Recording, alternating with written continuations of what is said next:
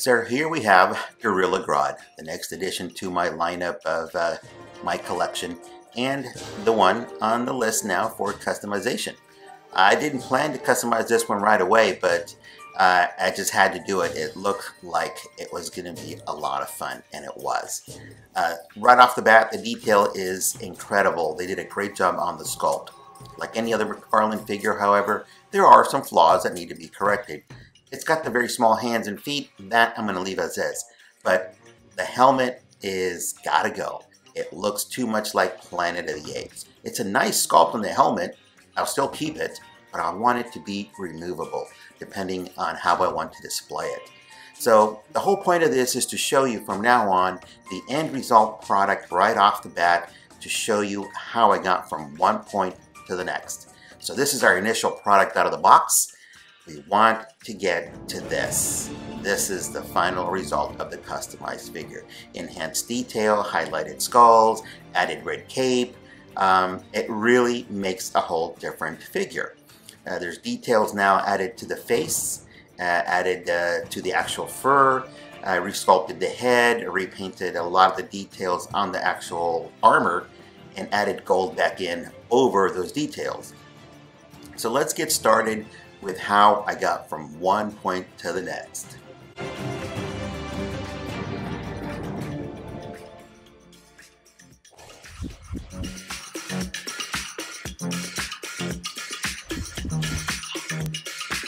So it's time to prep this guy for his paint job. We're going to start with the helmet, but let me show you first what we're looking at here as far as the overall work. As you can already see, there is no detail enhancement to the figure, although there's a lot of sculpting there that needs it. What I want to show you here is a close-up of the actual head, what he looks like without the helmet, because right now you have it cut off on your screen at the top. Sorry about that. But let me pull it up in a little closer so you can take a look at what the figure looks like, because there's a lot of work. As you can already see at first glance, I removed that armor that was in the front on the chest. Now I got those holes there that I'm going to cover. That's going to be covered in with epoxy sculpt. So here's the figure. Let me pull it up close to the camera. He's got this ape bun on his head that's got to go. So I ended up having to shave it down with a blade. I could have used a Dremel. I just used a blade. It was easy enough. But I got to fill in that gap now. And I got to remold the head so that it looks like fur. I'm not going to sculpt in the ears just because I have to Dremel more out of the helmet to fit over the ears. And besides, you can say they're covered with fur. But if it all really makes a difference, I can sculpt them in later. So let's get started first with the helmet. I'm going to prep it first with this flat clear coat by Model Masters. And this is my new bottle. I get this started off fresh with this helmet. So I'm just going to lightly coat over it with this brush. I'm going to use the blow dryer to dry it as quick as possible. And that way the paint can adhere easier to the plastic. And that way we can make sure that it stays on permanently. That way it doesn't flake off. This is a kind of a vinyl, and it really needs to be prepped before any kind of painting. If you straight paint it, yeah, the paint will hold on and it'll last for a while, but over time with the temperature changes, it's definitely gonna flake off. So you have to prep this vinyl, because it's not a true plastic, hard plastic, so that it can take the paint and hold on to it that much longer. So let's get started.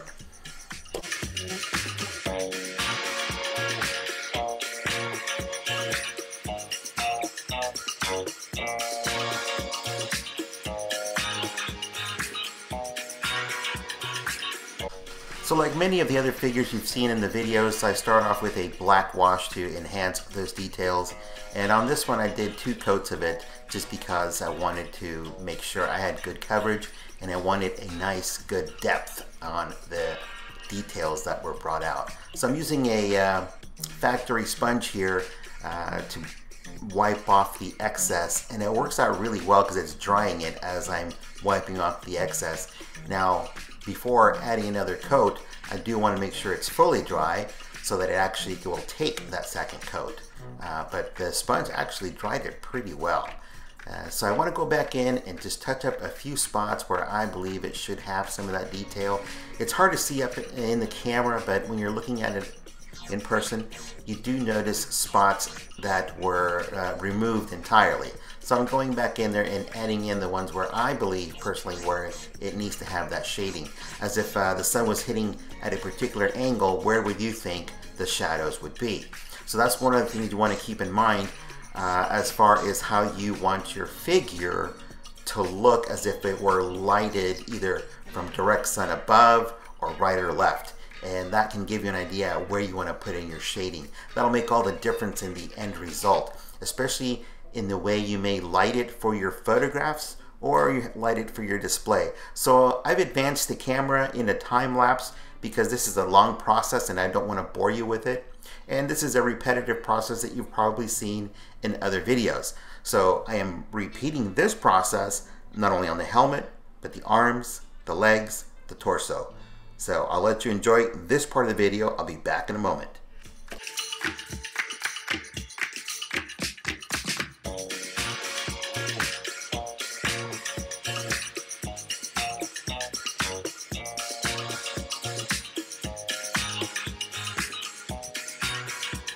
So this is one of the key points of doing some of this detail work is the dry brushing. And if you made it this far, you probably want to know how I got some of the details in there. Well, I did do a little experimenting. I tried using a little bit of yellow with some of the gold paint that I have. It looks okay. I actually went back over it with straight gold just because I didn't like that odd yellow lemon look. But it did add a little bit of detail or highlight, but it wasn't to what I expected it to be. And no big deal, don't ever be afraid to try something different. It's just paint. You can paint back over it. So after doing this little trial and error, I went in and I painted in the straight gold now that you see on the top of the helmet.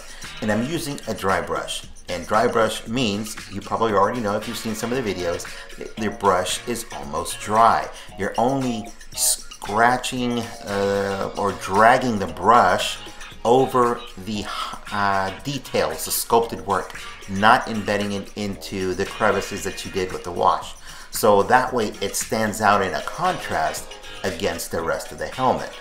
So it looks that much better already. You can see the difference between the helmet and the actual armor.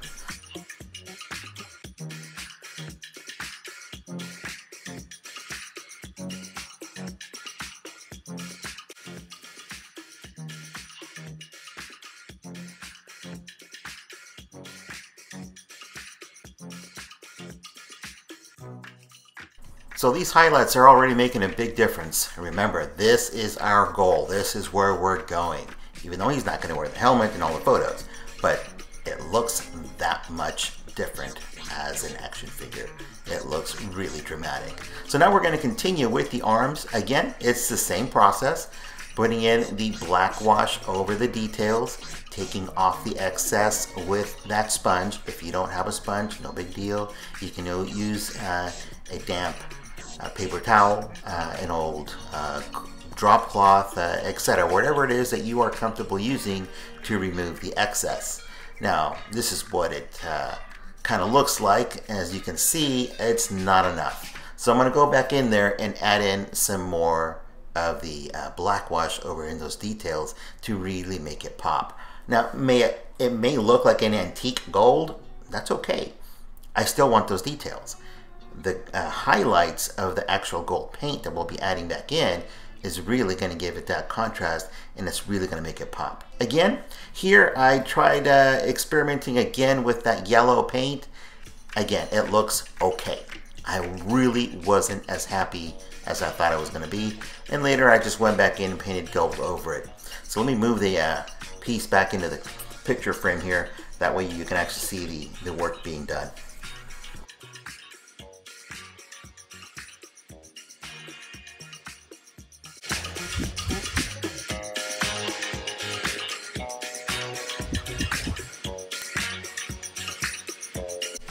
So jumping right into the next process, I Don't want to waste any time because there's so much material to cover. Again, going with that black wash, and you can already see the difference between the top and bottom of the torso. It's really gonna make a difference. Right now it just looks like it was burnt. That's okay, it's part of the process. So don't be afraid to see this look on your figure. Remember, this is a molded gold plastic, it's not painted. We've only prepped the surface so that it actually will take the paint. So by adding this layer of black wash, we're going to be enhancing our figure to a more dynamic look. It's going to take a little while to do so, so I'm going to speed up the camera again so that you can quickly see the process changing right before your eyes. And again, I tried it again. I tried using that yellow. This time it worked that much nicer because of the highlights. However, I still went ahead and added some of that gold back in over the top of that to give it a more three-dimensional metallic look. So I'm going to speed up the camera so that you can see the process changing the figure over time.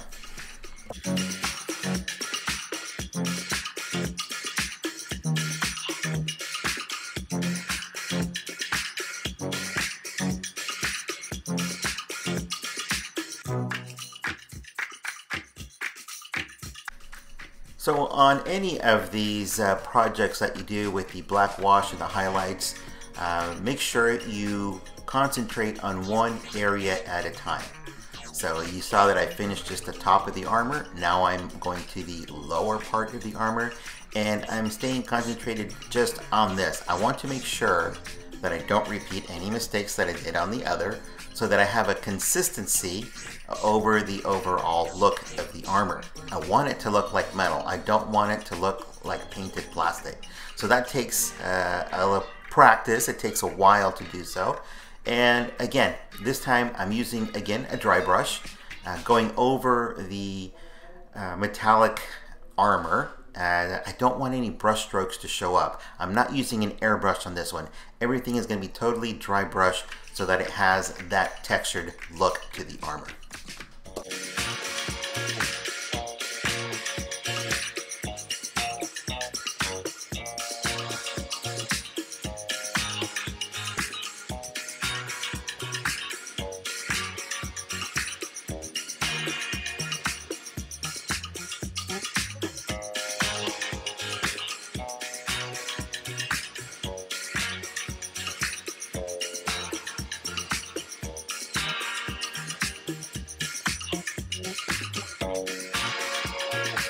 So if you thought that the front armor was a difference with the black wash, wait until you take a look at this.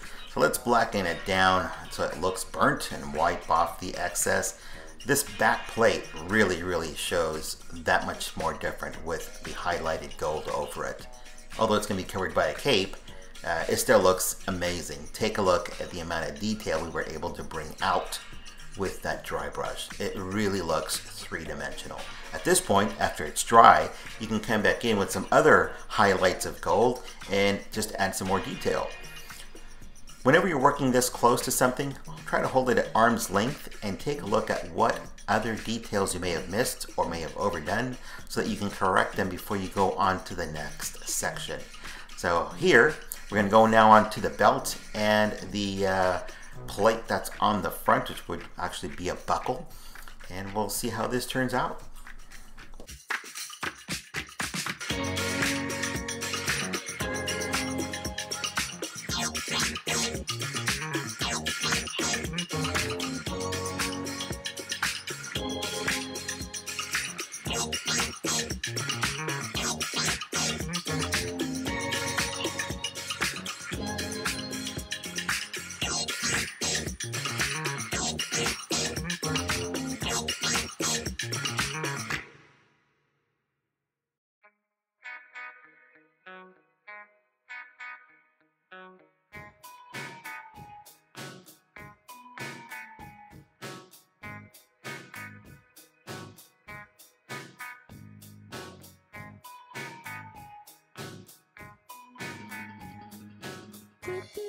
Sneaky little foreign places.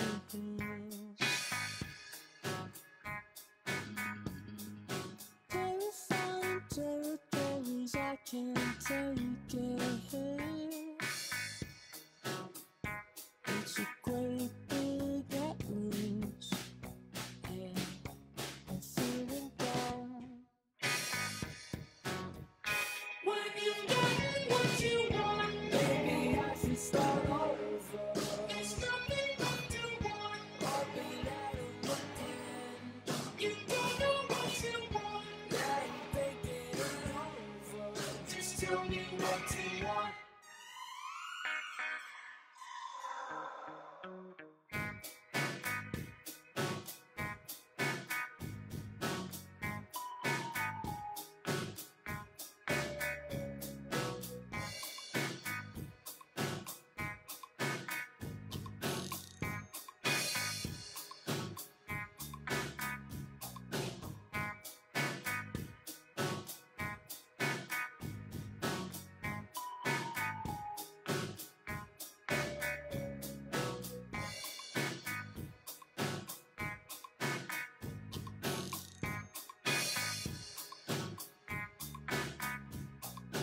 Keeping me from thinking straight of lost composure. When you get what you want, maybe I should start over. There's nothing left to want. I'll be out of again. You don't know what you want. I'm thinking it over. Just tell me what I. When you get what you want, maybe I should start over. Just tell me what you want. So the more I did the dry brushing on this figure, the more details I kept finding, like these straps that hold the armor in on the back. Those are not gold. Those are going to have to be painted as a leather strap. That's going to be awesome because it's going to provide some contrast. Again, just take your time. It's not a race. This is something that you're going to have for hopefully a long time if you're not going to sell it. But the whole point is to really enjoy working on the figure. Remember, this is just the starting stages. We still have a ways to go to our finished look. And this is what we want to end up with. Now, all of the highlights that you see here, I've already added a glossy Tamiya clear coat over this. I'll show you that in a bit. But right now we're going to continue with the black wash and the dry brushing in gold.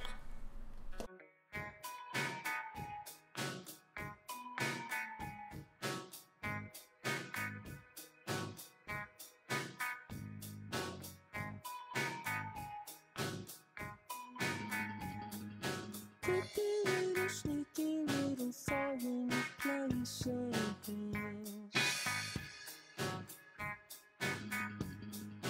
Terrifying territories, I can't take it.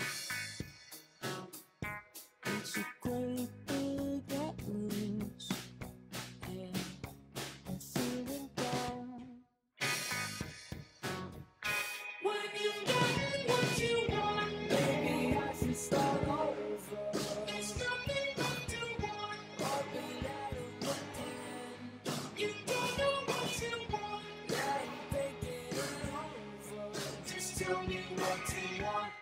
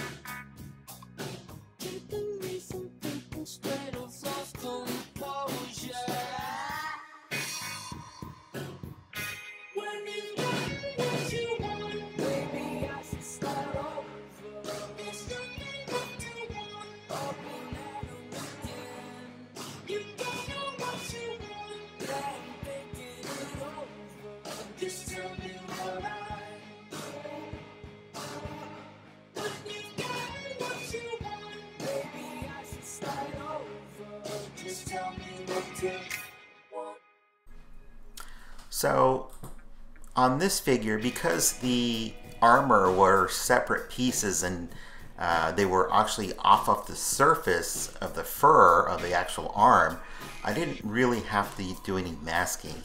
By doing the dry brushing, there's a lot of control over what you are painting, and the more practice you have, the better you are at it, requiring less masking. I could have masked it, yes, but that would have been just extra work.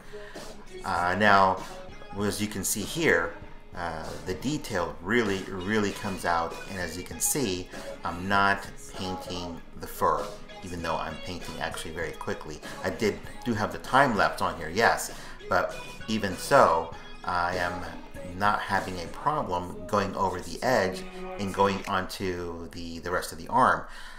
So as you have more practice, you'll have more control of how you use your actual brush. Now, if I had the airbrush, yeah, I would definitely have to have some masking, because that overspray is many times difficult to control. Even if I had a loose mask, hand holding it, it's going to be that much more difficult. Staying in the center of something, yeah, it would have worked just fine. Would it have been quicker? Probably, but not a whole lot, because I would have to be more careful not to have the overspray.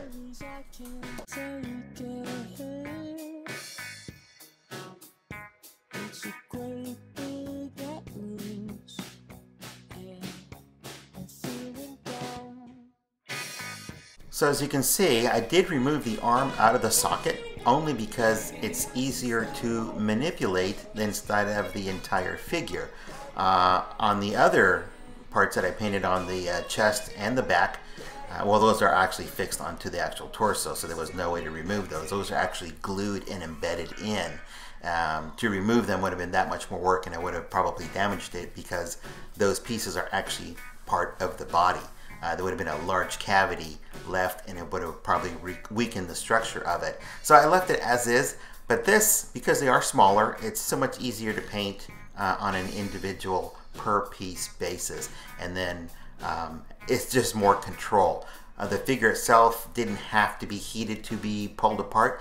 You just tug and twist and it comes right off. I didn't pull the limbs or the legs off simply because there was no need. Again, because the armor isn't touching the rest of the actual surface of the figure. They are raised, so it's easy to control the dry brushing. And here we have a matching pair. Pretty cool, huh? And here's the skulls. I'm just really not happy with that gold result. We're gonna have to do something different. Now, as you saw in that comparison, I saw that I needed some more black wash on one of them. So that's what I'm doing here. Going back in to match it up and make sure it's a matching pair. Again, I wasn't really happy with those skulls. This is really what made me happy, is making the gold skulls look like actual skulls. So I took some white and some of the brown, and I made kind of a cream white out of it, and then I added some gray into the crevices and the eye sockets just to pull out some of that detail, and it really made a big difference. So I'm adding white to obviously create some contrast and show let's say spots where maybe the highlights of light are actually hitting the surface, bouncing off and creating a three-dimensional look. And again, this is all dry brush. There's no airbrushing here whatsoever. And the skulls look so much nicer.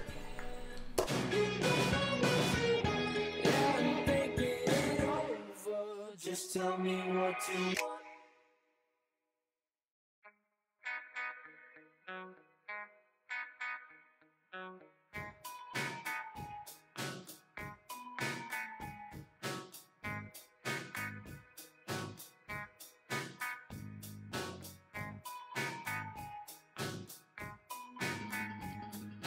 Creepy little, sneaky little, falling places.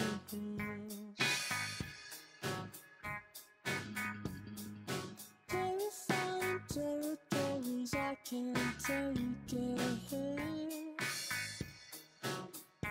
It's a great big let loose, and I'm feeling down. When you've got what you want,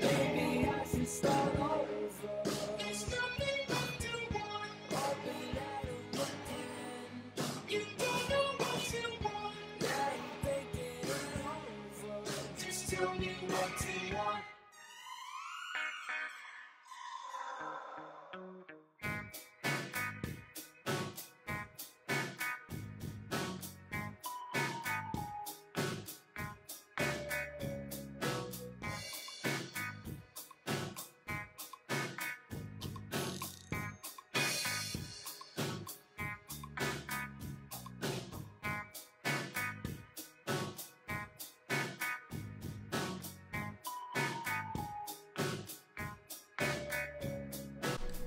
So as you can see, this is pretty much a repeat process all over the figure, but in sections. And now take a look. We have a matching pair. Oh man, these look so different. I definitely like these a whole lot better than what came out of the box. Now I did buy 2 of this figure in case I blew it on the first one. I'm thinking that I may even change the other one even further. So now the feet and the face are actually not black. If you look at the artwork in the comics, he has actual gray feet and a gray face. So I didn't want a thick or opaque gray. I wanted it to look more of a translucent, and I added a gray wash instead of a thick base paint. So you can actually still see the wrinkles coming through in the texture that's on the feet. And I actually also painted the bottom of the feet in a dry brush, so it looks like, well, that he's been walking on dirt, and he's got dirty soles. Well, they're not soles, it's the bottom of his feet. It looks so much nicer when you pick up the figure and you look at it in person. I'll try to show it to you in camera. So back to the face. Once again, his face is not black, it is actually gray. I built up the color using the wash first to see what it would look like, and it looked pretty cool. It still wasn't enough, so I had to go back in and add another. I did wait for it to dry, but because it was a nice thin base that I added, it was easy to go back in and keep adding layers. And that's one of the things you're gonna have to remember when you're doing any dry brushing. Don't worry if you don't get it on the first pass. Go back in and add another layer. It's best to add layers than to add too much and have to repaint something.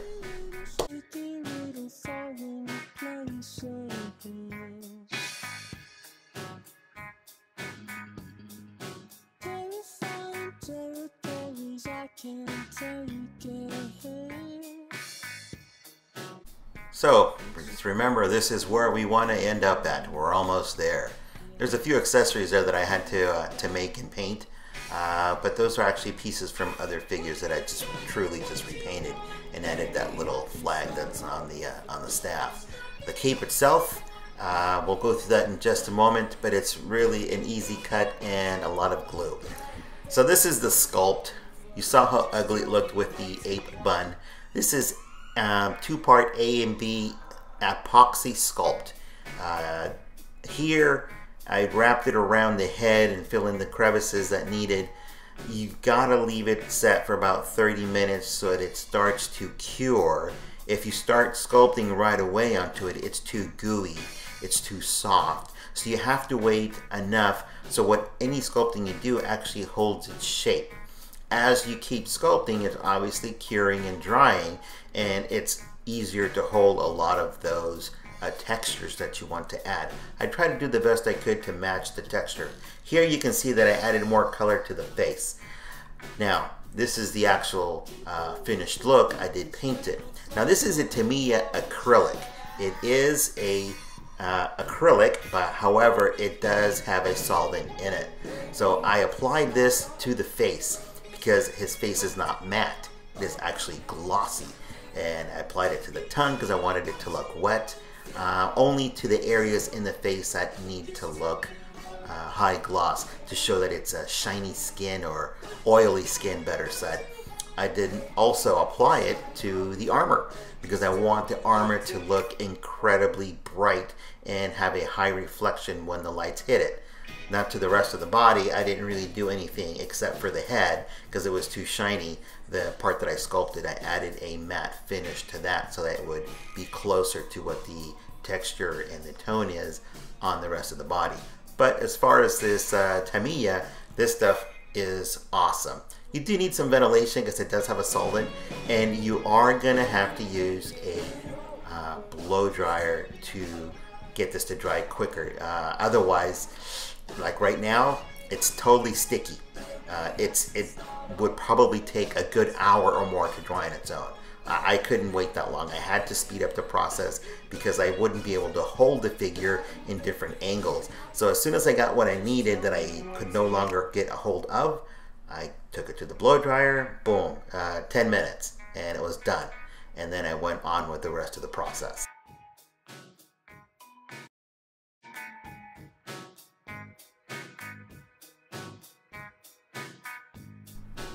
What you're seeing here is just a repeat. I'm just adding that Tamiya high gloss all over the armor. But let's talk about the loincloth and the cape. The loincloth that you see on the front is just a piece of material that's folded together with a wire in a U shape, actually a square, I should say rectangle, that is between the two pieces, and I just glued it together. I used the E6000 glue, which is a fabric glue. You can get it at any Joann's fabric store or whatever fabric store is in your area. You can even get it on eBay or Amazon. I got mine from Joann's, and it dries very quickly, and it pretty much bonds all kinds of materials. So I just put it together, and I also put a glue underneath the buckle, and then I just pressed it together. I let it dry for about 10 minutes, and it held just fine. The same thing with the cape. The cape itself is just a simple triangular piece that I put a wire on the edges, and I folded it in using that glue. The glue dries very quickly because it is made from material. It is a gel, it is not a liquid, so it does require that you apply it with either maybe a popsicle stick or a small flathead screwdriver. Don't use a swab. Don't use your hands because you don't want to get it all over your hands and then all over your material. So use something else to apply that gel glue, and you only need a little bit. If you apply too much, it's going to soak through. So now this is the flat clear coat that I used on the head because it was just too shiny.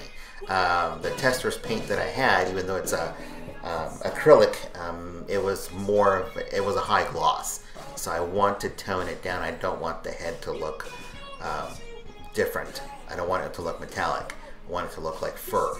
And sorry if I went off of camera. It's a little difficult to view what you're doing when you've got a camera in front of your face and then also a paintbrush. So in any case, this is what the helmet now looks like on the inside. I didn't show it to you before, but there were actual notches in here that were holding it into the notches that were on the head. So I actually took a grinder and I took it down as much as possible. It took me 30 minutes to do it because I had to make sure I had made enough room for the new head sculpt. So it was a trial and error. Remove some, try it, remove some again, try it again. Don't be overconfident and do it all in one pass. You may remove too much, and then the helmet will sit either too low or it's going to be too thin. So now, I'm now applying also the Tamiya high gloss to the helmet. Again, we want it to look as metallic as possible, and from what I ended up with, I was really, really happy. Now the red star that you see on the front, I just added that in because I wanted to see more detail. Again, I wanted it to match the diamond that's on the buckle and also on the cape and the loincloth. Again, I did reference a lot of the material, and what really stuck out was this this red cape. It looked really, really dynamic. Well, this is our final piece to add to the figure. Once it's dry, it's done. I hope you guys like the full change on this figure. I really enjoyed working on it. So I'm going to leave you with some photos, lots of video, because I know you guys want to see all the angles and lots of close-ups. So there's more of an end segment on this than there has been in some of the other videos. And please, if you like it, share it, and of course subscribe. There are more figures to come. In the meantime, enjoy customizing your figures.